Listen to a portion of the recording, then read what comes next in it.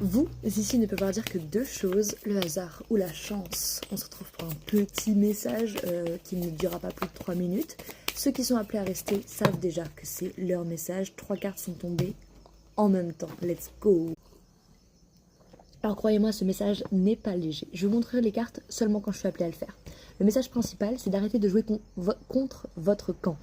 Vos pensées, votre mental, votre capacité à utiliser votre énergie et à la canaliser sur oh tiens là je me concentre sur comment régler ce problème, ah là je me concentre sur ce qui est en face de moi, oh là je me mets à penser à tous les trucs que je peux pas gérer tout de suite et qui sont pas dans le moment présent. En gros, quand c'est le cas, ça arrive d'utiliser justement votre propre énergie créatrice contre vous, contre justement le script qui vous pousse à je sais pas moi, suivre une étape après l'autre, se concentrer sur ce qui est devant vous et pas overthink sur ce qui est mentalement présent ou imaginé, mais pas un problème immédiat.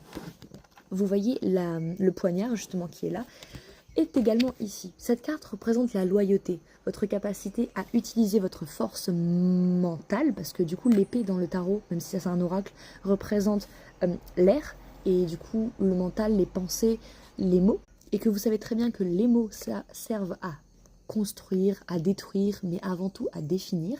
Et donc vous définissez votre réalité par les mots que vous employez et où vous dirigez votre clarté mentale. Et si cette clarté mentale est utilisée pour vous mettre des bâtons dans les roues, vous allez à l'inverse de la loyauté que vous méritez envers vous-même, que vous méritez de vous donner à vous et aux autres.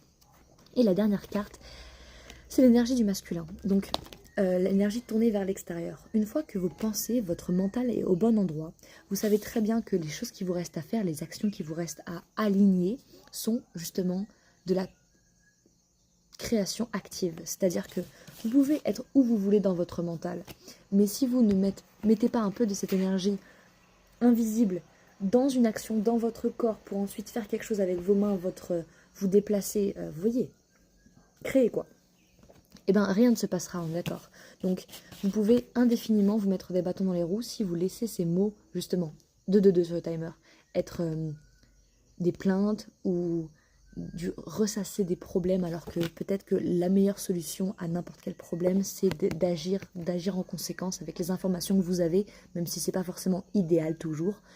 L'idée d'avancer un petit peu, et ensuite vous faites un petit retour en arrière, pas retour en arrière, un petit recul pour voir ce qui a été fait. Un petit peu d'action, ça peut aider à destagner une situation mentale qui peut-être justement va contre votre camp, alors que vous méritez de mettre votre énergie à bon escient pour vous.